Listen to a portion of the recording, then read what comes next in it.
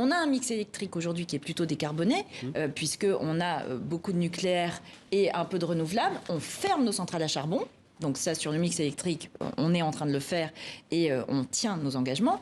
Ensuite, on doit électrifier des usages pour baisser notre part de consommation de gaz à effet de serre. Je rappelle que, contrairement à ce que pensent beaucoup, la première énergie qu'on consomme aujourd'hui en France, c'est pas de l'électricité, c'est du pétrole.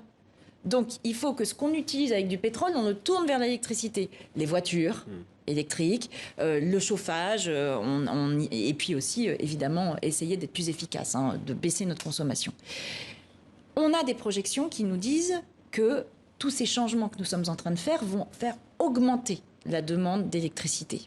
Et ça, c'est nouveau. Avant, on avait plutôt un maintien parce qu'on pouvait compenser la hausse par de l'efficacité énergétique. Là, on a des projections qui disent qu'on va augmenter de 20% notre demande d'électricité d'ici 15 ans.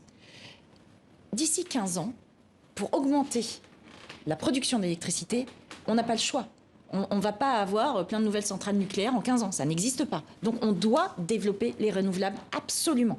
Les renouvelables, ce n'est pas que les éoliennes terrestres, il y a aussi les éoliennes en mer, il y a le photovoltaïque qui pose aussi des problèmes, il y a la méthanisation, il y a les réseaux de chaleur, il y a etc. etc.